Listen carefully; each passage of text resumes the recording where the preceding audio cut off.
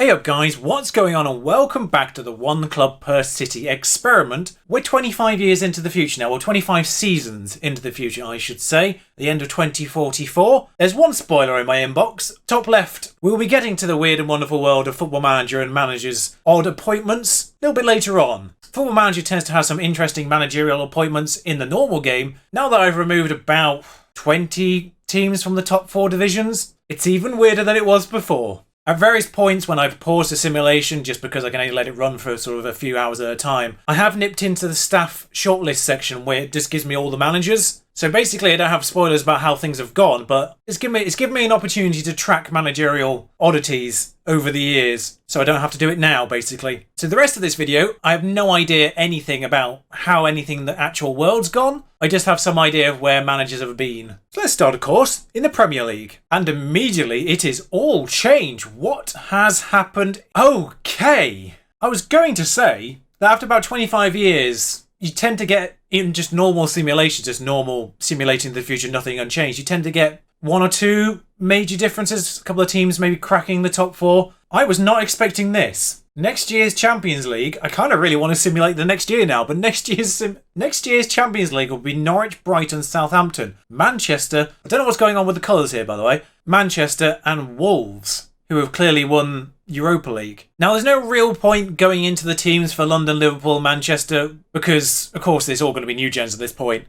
Even the youngest of talents at the beginning of the game have moved on. A couple of them in management. There's going to be no one you recognise anywhere, but it may well be worth just nipping into them and seeing the values of the players in their squads. But of course we will just very, very quickly, maybe just the last 5 years or so, check the last few seasons and see if there's a trend. In fact, we will just incredibly quickly go through all 15. This is where we would have left things last time out, ending in 2029, where Birmingham had nipped into that top 4 ahead of Manchester. It was one of the first times we've seen that, I think. Can't quite remember. Following year, back to normal. Incredibly back to normal, actually. Following year, top 2 again, London a little bit off. Brighton have nipped in this time, Manchester dominating. Liverpool, Wolves cracking in, London slipping up again though. Back to a normal top 3. Blackburn have made their way up there out of nowhere. Aha! 20, 35, 36. Liverpool top. Not a super amount of points either, 82. And the bit behind it, incredibly tight. Wolves, Norwich, Brighton, London and Manchester all within 2 points. From 2nd to 6th. What a season that would have been to watch. Norwich again and Brighton the following year. Neither the one after that, but they did. Actually, Norwich won the Europa League by the looks of things. So they at the very least kept their Champions League football. And then were anointed champions in 2038-39 for the first time. First time we've seen one of the not big 3 win that, full stop. The remainder of the Champions League spaces, the normal 3, but Brighton hanging around. And I can see Southampton just nipping into the EC2 there as well. Norwich 4th, still in Champions League though.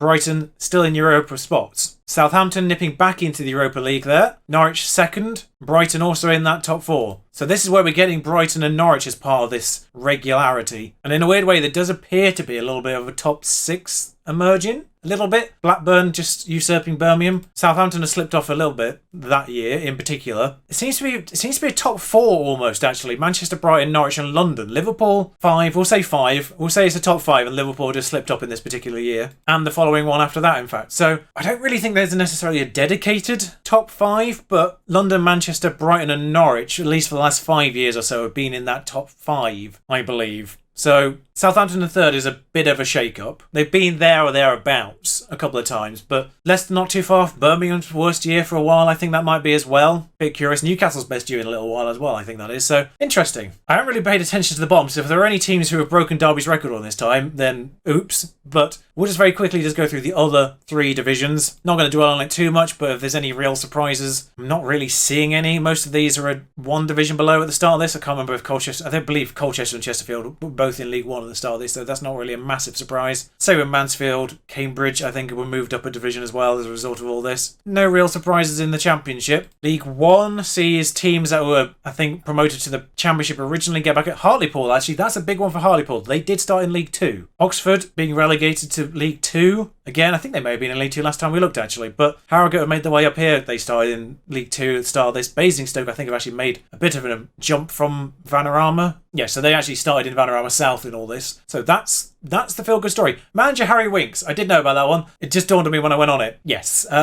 that's one of the ones I didn't want to go through to you, but I don't need to do it now. Harry Winks, manager of Basingstoke in League 1. He was Lincoln manager at one point. But York up here now, they started in League 2. Boston have actually done quite well. I think they may have started in League 2 as well, actually. But did get relegated at one point, so it's a fairly good journey, Joe. I did not know about that one. Don't let him anywhere Newcastle. I did not know about Daniele Rugani, though, as manager. That one was a surprise. Rugani at Boston. I love Football Manager sometimes. I really do. No real surprise in League 2. The League 2 is more about the ones that have fallen. Gateshead have done okay. My favourite thing, actually, is right here. Grimsby, with 20 less teams ahead of them, they're one of the lowest rated teams in League 2 to start with, so they were one of the few that didn't actually get promoted to League 1 as a result of the merging upwards. Grimsby, after 25 years, still in League 2. Gotta love it. Gotta love it, really. So we just actually very quickly have a look at the Premier Division winners thing. You can sort of see the trend a little bit better. Kind of forgot to do that earlier. You see Blackburn there appearing once. And it's still pretty much Liverpool, Manchester, London for the most part, up until Norwich's first appearance in 2035-36 with Wolves second as well. Norwich stuck around the year after, then won it 2 years later, second 2 years after that, won it, third, won it. It may be well worth just looking at Norwich. Eddie Howe, manager of that. That's not surprising. Managers like Eddie Howe, now 66. Pochettino still around at 70 plus. Few of the sort of the youngerish managers are still in the game just about. I'm just intrigued to see if this is all of their own doing. Tycoon in 2033. Had Phil Foden as vice captain in 2036. He stuck around for a while. Right, I see. So, Chairman Ahmet Ozen has taken over. Tycoon. Looks like actually they had another takeover a little bit earlier on. Because Tom Day presumably isn't the original. Yeah, so Tom Day took over quite earlier on. Only a consortium, but still. Increased the capacity. Carabao Cup runners up there. And then a Tycoon takeover happened in 2033. 5 years later, they've made a move to the Ahmet Ozen Arena. I mean, how narcissistic can you get as a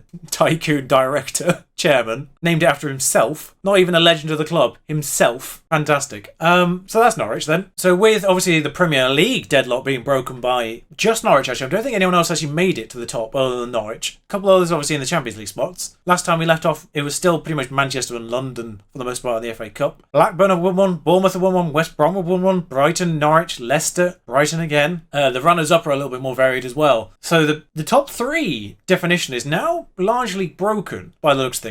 And then the Carabao weirdly slightly more dominant, the original three. Only Birmingham and Brighton have broken through this, and Brighton actually did it earlier on. Wolves as well, actually very early on too. So that's a little bit more curious. So with looking at Liverpool's league history, you can see there's been a general downtrend-ish from the year after, I think it was, or the year before, Norwich actually won it. So they've dropped off a little bit. Their media prediction is 5th as well. That's probably something to look at. So for the year, actually, you can see that it has changed entirely. Manchester, Norwich, Brighton, London, Wolves are the top 4. Still got some very valuable players in general. So Manchester, very valuable players. In fact, the Manchester squad is incredibly valuable. They were obviously the ones still predicted top. So you can sort of see why. 88 million. Realistically, they've only got 3 players in this valued less than 50 million. And one of those is probably mostly because it's A, a goalkeeper, and B, out of contract at the end of the year. In fact, they have one non-goalkeeper worth less than 50 million in their first squad, and he's 19 years old. Worth noting though, in terms of the general squad, there's still not a super amount of English players. I don't know which Brexit they got, because the Brexit thing will still be coded into the game. So they got the 17 foreign player limit one, which is also interesting because that's the one I have on my York YouTube save, and I did wonder on that one whether or not that would affect English football in a way, because obviously it forces teams to realistically have 8, well, British players. It's not necessarily just English players, but 8 British players in their teams essentially, or they just have less than 25 players. And that's curious, and obviously now we're definitely far enough away. And part of this was, if you haven't seen the 10-year one yet, England won back-to-back European Championships and won the final of the World Cup. Now, arguably, those happened a little bit too soon after Brexit for that to be affected by Brexit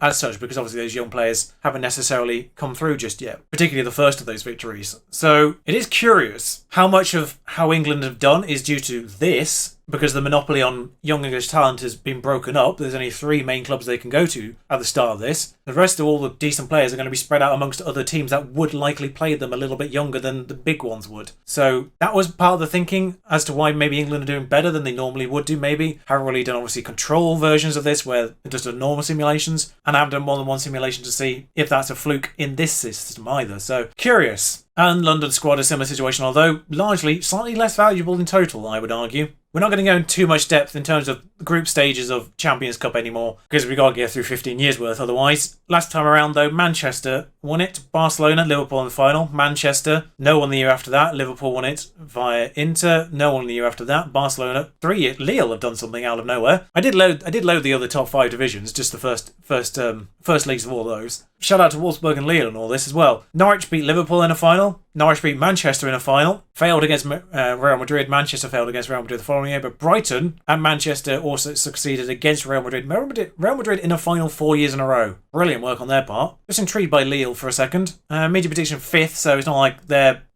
super near the top either. Been in the Champions League a few times. Same with Wolfsburg. Media prediction 4th. Yeah, they've done alright. They've won it once. But it's not like it's a massive shake-up of those divisions. It's not like Lille have toppled PSG, who don't appear once in all this. Still, ironically.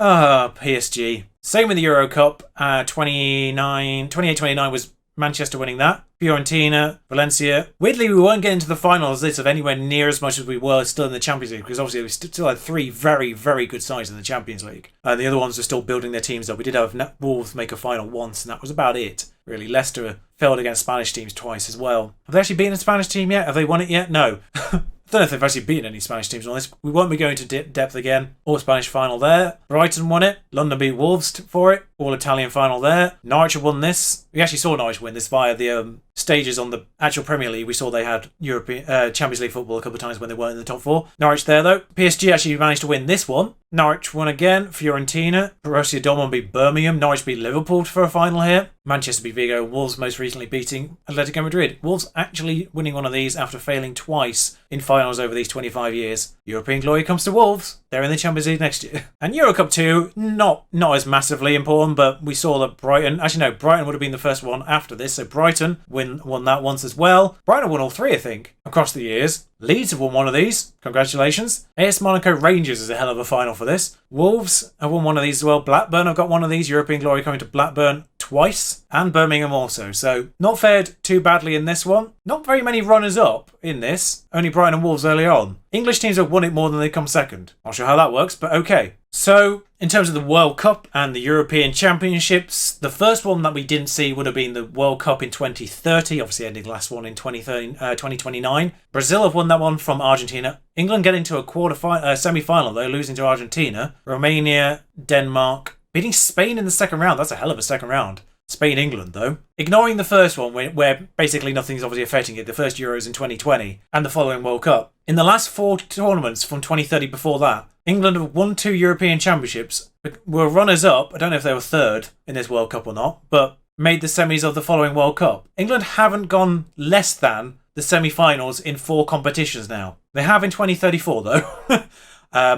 Portugal on penalties. That's a familiar sight. 2038, though, beaten by Portugal 1-0. Beat Brazil, though, to get through that far. I mean, Portugal have very much Portugaled their way through this one, haven't they? 1-0, 2-1, 2-1, 1-0, 1-0. Classic Portugal there. And 2042, that's a final. Beating on penalties. I mean, if you're going to lose, beating Brazil again and Mexico. So it's not like we're beating big teams and then penalties happen, of course. So, whilst they've not reached the final, they've done generally quite well, England. So far, I can tell. A final of Croatia and Morocco is absolutely insane, though. Where Morocco rated at this point? 10th. So they're actually quite good at this stage. They've clearly had someone around this point do really well for them. And same thing in the European Championships. England actually don't retain it again. They lost in extra time to Spain in 2032. France winning that one on penalties. Turkey won the one after that. England lost on penalties to Turkey, although they did win a penalty shootout against Croatia to get there. Shout out to Turkey. 9th in the world. They're doing pretty good as well. And 2040 saw Portugal win on penalties, England going out on penalties. So, I mean, when England do go out earlier than semis or finals, it tends to be on penalties. Is that hard-coded into the game or something? I think they've actually lost once properly, and that was to Portugal 1-0. Classic result. Every other time it's been penalties or extra time, weirdly. That semi-final they lost to Argentina as well. I think that was 2-1. So, fascinating, really. So, England in total now ranked 6th. They were 2nd last time we looked at this, but they've sort of bounced between 3rd and, 6th is actually the lowest they've gone over this period. General world rankings look something like that. 5 teams ahead of them you kind of expect, but holding their own ahead of Germany. Turkey, Morocco, Croatia is a baffling set of 9th, 10th and 11th. I mean, Croatia not so much. Belgium have recovered a little bit. China up to 22nd. That's good on their part. Has anyone massively fallen off I mean, Belgium dropping to 17th is probably the worst one. Poland down in 38th, maybe. That seems a bit low. Switzerland down in 21st is probably a bit low for them. They often knocking around 10th just because they get good results. But again, sort of just organising by club on the main team. We've got one at Sociedad, one at Real Madrid, one at PSG, Ben Beatty. Wolves, West Brom, Southampton have one. Norwich only have one, surprisingly. Manchester have 4, London have 3, Liverpool still have 4. Leicester, Bayern Munich, Bristol, Brighton and Birmingham. So again, it's a little bit spread out. They've got still a bit of a core of the main 3. But then again, most Liverpool ones apparently substitute players. So interesting. In fact, most of the defence appears to be actually Manchester's. Right back, centre back, left back. So there's a bit more variation. They have spread out a little bit, perhaps. Where the youth went was something I was particularly intrigued by at the start of all this. Obviously, some of these ones that other clubs may be on loan. Actually, that one, this young... Oh my God, he's amazing. Why is he not in the main team? Came through at Preston, has moved to LA Galaxy. At US football doing all right, I'm guessing then? Because he's incredible for England, let alone America. I don't know why he's not in the main side. He's ridiculously good. Leeds, Brighton, Blackburn, Norwich have a couple more, Newcastle have a couple, Middlesbrough, North East having a bit more. Say Southampton getting a few more. I did wonder if Southampton would get a lot more youngsters this way, because they're probably the next biggest academy as such in terms of proximity to London. Seattle, actually, I've just noticed another American one. Contracted, not as good as the other one, but contracted to them. Rennes, is he on loan? No, actually contracted to Rennes. So there's youth actually being generated, or moving at the very least, abroad. Came through, actually, this lad came through at Rennes, this Englishman. So that's an interesting thing. Our youth being generated abroad a little bit more as well. Now that London's not getting them all. Obviously, the further you go down, the more likely that you're getting ones on loan to other lower level teams like Colchester and Bradford here. These two are... This one's actually contracted to Colchester, but he's on loan from Norwich. And then the under-19 squad actually is, again, Manchester, London, Liverpool there, a few Bristol, a few Brighton, and a few others, basically. So the youth, obviously with less major top teams, not really going to them quite as much as we suspected, and just being spread out in general most part. I did wonder if Bristol actually would end up with a few more youngsters. As a result, the teams in the south-ish that aren't too far from London, I did suspect may end up getting a little bit more of these. Birmingham. I thought Birmingham might end up with a bit more. But obviously, academies like Southampton, Brighton, particularly as Brighton seem to have strengthened into a Champions League team at this point, doing all right out of all this. I'm not going to lie, I expected maybe a new top 6 may develop. As such, you'd have the original 3 plus maybe 3 others. I was banking on maybe Wolves, Leicester perhaps. Although, because this is actually using the most recent update when Leicester were probably at their strongest in the engine. I think they were a little bit underrated in the initial setup. So I was kind of expecting Wolves and Leicester to maybe form at the very least a top 5 with the big 3. But then 6th was going to be a lottery. Perhaps Birmingham, I don't know. I was not expecting that to happen. Admittedly, a tycoon has been involved there, and I did suspect 25 years in something tycoon-related may happen to it, but I didn't actually double-check Brighton. They may not have won it. Pep's in charge, which is something. He's 70-something. They've had a consortium takeover a couple of times, but no tycoon as such, so maybe Brighton there a little bit more on merit, much as I hate to say it. That being said, they did spend huge in 1 year, way before all that. That's when the original consortium was. And then 2033 was when the tycoon took over. It's not like he spent massively for a couple of years either. It was only a few years after that, which I suspect is probably around 35, 36, that they spent a lot of money. And even then they brought in players on a free. I just spent big money on 2 players really more than anything. They've not actually spent a ridiculous amount in any year. They've just not sold a huge amount either. Starting to have to now, I think, just because of fair play and what have you. So it's not like, even with a tycoon, they've done massive things. Norwich. Didn't see that coming. And now we conclude with all the weird and wonderful managers. Now, Eddie Howe's at Norwich, that's not a surprise. Pep's at Brighton, that's a sentence I wasn't really expecting to say, but I wouldn't have been surprised if Pep ended up at one of the clubs that ended up challenging, which Brighton have done. And I'm going to work through this list sort of to a crescendo at the end. For a couple of teams, there's a couple of teams out there who have had a succession of interesting appointments. We start with Gary Cahill, who is a very solid manager, actually. He's been in England for a while, did Napoli and is now at Augsburg. I can only presume Augsburg are doing okay in all this. And then a player who obviously starts in Germany, Thomas Delaney of Borussia Dortmund, is managing Cambridge. He's not particularly good, but Thomas Delaney at Cambridge is curious. Also down in that kind of area is Leander Dendoncker at Morecambe. You saw Mason Greenwood originally, so I'll bring him now. He is at Preston. He started his managerial career at Chester, then Plymouth, then Portsmouth. Now he's made his way to Preston. He's also an Atletico Madrid icon. You saw him actually go there along with Tammy Abraham last time around. Also down in that kind of area is Callum Hudson-Odoi at Carlisle. Dom Billericay, Halifax and Stockport on his way through here. Another fairly average manager, let's face it, is Jorginho at Stuttgart.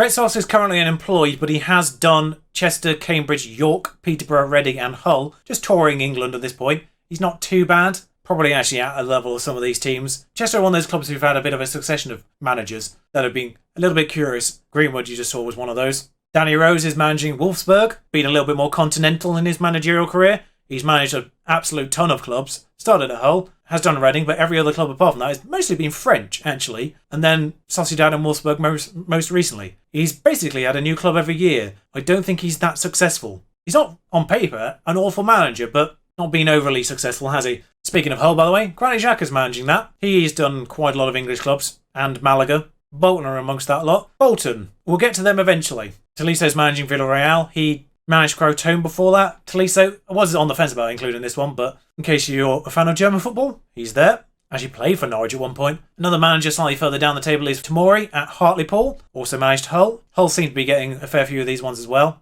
And Aaron Ramsey, who is quite a good manager. Didn't see it coming. But Aaron Ramsey, who has these as his managerial stats, is Rennes, being paid less than Danny Rose was. I don't know why. But he managed Lincoln first and foremost, Sheffield, Cardiff, Nantes, Lens, and then West Brom, most recently, before Rennes. Spent 3 years at West Brom. I just love the idea of Aaron Ramsey managing Lincoln, actually, out of all of those. And in terms of international, the most interesting one currently is Kurt Zouma of France. Before that, he managed Saint-Étienne. We'll get to them. Actually, we'll do them now because there's a link there. If we sort of leave it, we're leaving the caretaker ones in because there's some people who bob in afterwards. Gus Poyet, Jordan Shaqiri was followed by Mauricio Pochettino. Ander Herrera is the caretaker manager. He's assistant, I can only assume. Danny Cowley did it for a while. Daniel Falk did it a while. Of course, Norwich manager now. Brendan Rodgers has been there. Luis Enrique. Kurt Zouma. That's why I brought him up, of course. Now, someone I'm not familiar with. He's a new gen. He's probably actually played through. There's actual new gens that have gone through to management now. But yeah, they're one of the ones who've had an interesting run through. Almost forgot Lionel Messi. He's Real Sociedad manager. But there's one club in his history that really stands out. He did Argentina a while, but he's managed a fair few. He did a bit of France originally, Lyon, Monaco eventually, Sevilla's been there, and then did Argentina, to Betis, Mainz, Cardiff. He's not a great manager, in fairness, but I just love the idea of Lionel Messi in the dugout at Cardiff. It just doesn't fit, does it? Mason Mount's managing Peterborough. He's pretty decent, actually, in terms of the man management and motivating. He's had a few interesting ones in his past. We'll get to one of those in a moment. Neymar's currently employed, but he was PSG manager for 3 years and then Birmingham manager for 9 years before that. There was a point in time where Cardiff with Lionel Messi would have faced off against Birmingham with Neymar. That's an image for you guys, just right there. A dugout with Neymar and Lionel Messi managing Cardiff and Birmingham respectively. Other way around. And then welcome to the biggest surprise of them all, in my opinion, is Gary Medel. Speaking of Cardiff, former Cardiff player, briefly, Gary Medel. Been at Inter, Besiktas, Bologna, made his way into management and has found his way via Inter Milan, Real Sociedad. They seem to pop up every now and then as well. Made his way to Bayern Munich. This is the one that's thrown me for the biggest loop, if I'm honest. Gary Medel, Bayern Munich manager. Oh, by the way, in case you're wondering, obviously we looked at Neymar and Messi. Ronaldo is manager of the London under-23s. Virgil van Dijk is Mönchengladbach under-19s. They've been there basically the entire time since they became staff members. A bit sad otherwise, really. And now we get to Bolton's managerial history. We will start in 2030 with Nigel Clough, who was replaced by Granit Xhaka, who was replaced by Bradley Johnson, who was replaced by Paul Pogba, who didn't get a job after that. He started his managerial career at Gateshead, where Leon Dundonker has also been, along with Jean-Claire Todibo. Obviously a little bit later into manager here. Jean-Claire Todibo, obviously at Barcelona right now. Barcelona wonder kid as of the start of the game. Gateshead, Mansfield, Walsall, Rochdale, Dijon. He's 44. He might end up being one of the better managers over time. But at the moment, not great. Pogba also did Oldham as well as Bolton, really not leaving Manchester for the most part. Gateshead was the furthest he went from Manchester, just in general. Pogba was replaced by Marcus Rashford, and then Rashford was then replaced by Mason Mount via Jordan Boone, whoever that is, and then Christopher Jean, of course, we've just seen as well, at Saint-Étienne. So those two clubs having quite a few interesting names go through their ranks, along with Gateshead, of course, we just saw there. So Rashford currently unemployed after being manager at Bradford as well. So that's the... he's not bad, by the way, Rashford. 2020 and some other good things in there. Unfortunately, the fact he's now retired has robbed me of my favourite thing about Paul Pogba, and it's the thing I'm going to leave you with. In terms of his managerial stats, Paul Pogba's motivation statistic was 20. Paul Pogba's football manager. And thus concludes, unless you really want to see me do another pie, it will take me a lot longer to simulate much further in with this, but In my opinion, I feel like we've seen all we need to see at this point. So thank you for joining me on this bizarre world that we now find ourselves in this one club per city experiment. If you are interested in playing this database, I will make it available once I've fixed a few mistakes that are still in the database, like trapping Solskjaer and Lampard at Chelsea and Man United in Tier 7. Then I will make it available. If you really, really want it, I'll put it on Steam at some point. But until next time, thank you for watching. Ta-ra.